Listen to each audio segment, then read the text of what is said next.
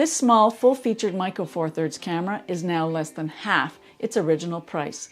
I'm going to tell you why it's the perfect time to buy the Lumix G100. And I'm also going to show you how to set it up for video, because I've had some questions about that recently. Hey, it's Marlene. Let's get into it. You may have heard that this camera was really poo-pooed when it came out in 2020. But on the December 7th, 2023 Lumix USA livestream, Sean Robinson said, G100 has been a phenomenal camera for us. Despite what a lot of people want to make you think online, that camera sells ridiculously well. Now that explains why I've had a lot of people asking for tutorials on this camera, especially for video content creation. Now, if you're new to video or vlogging, I'll give you my setup tips in just a bit. Having interchangeable lenses is the key to why I use my little G100 more than my bigger Lumix G9. I can use the same lenses that I use on my G9, but in a much smaller package. My favorites with this camera are the 9mm and the 15mm f1.7 lenses. Now the 12 to 32 kit lens is really good and sharp. It's just not super fast at f3.5 to 5.6, and it's not quite wide enough for my skate park content. I bought this camera because of the size, but the flippy screen and the 3.5mm external mic input were a huge upgrade from my super small Lumix GM1 and GM5 cameras. By the way, the GX8 is also quite small and has these features too, but the 2.5mm mic jack was a hindrance at times. I use the G100 a lot for both photo and video. I use it for street photos, I use it for some of my skateboarding content. It's small, pocketable, and fun to use. I especially like the slow and quick mode, and it's very simple to set that up. I use the G100 to shoot most of my YouTube videos in the studio like this, and out in the wild. What about bird photography? Nope, the G100 is not for birding. I'll use the G9, OM1, and G9 Mark II for that. More on the G9 Mark II in future videos. What about flash photography?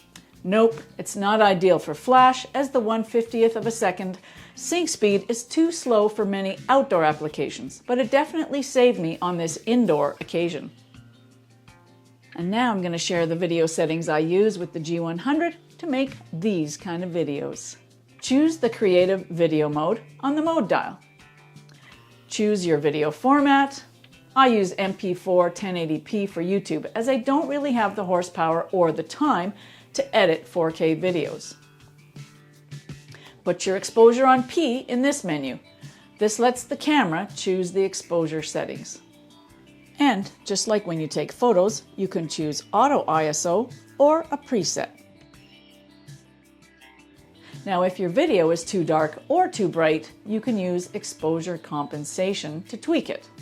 That's this plus-minus button on the top of the camera.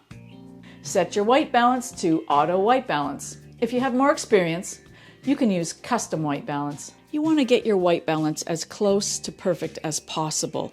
Get it right in the camera so you don't have to struggle with color grading when you're editing your video. Choose the front, rear, or surround microphones, or keep it on auto.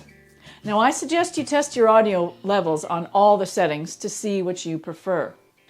When I'm shooting video of myself, I turn the flippy screen around, tap it, and after the 3-second countdown, start talking to the camera.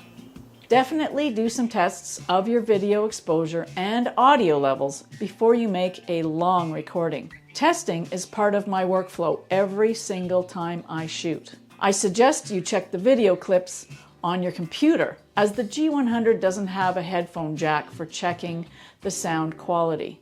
If you're shooting on location without a computer nearby, then you can transfer your test clip to your phone or tablet and check out the sound and picture quality with headphones or earbuds.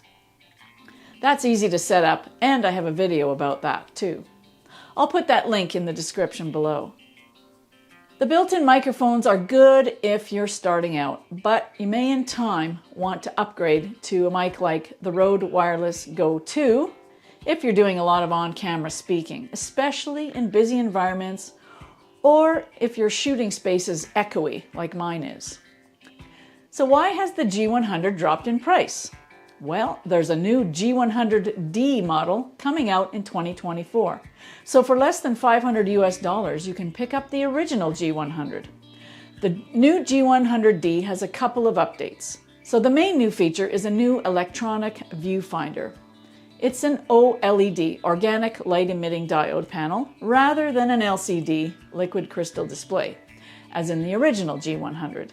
The other update is that the micro USB port has been replaced with a USB Type-C port.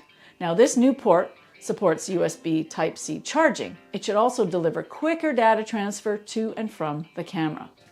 So if you wanted an entry-level hybrid camera for both photos and videos that is super affordable, this is the one to get. By the way, Sean from Lumix USA shares a wealth of detailed information in those weekly live streams. I'll pop the link in the video description. If you'd like to know more about the Lumix G100 and see it in action for real, you can watch this video next.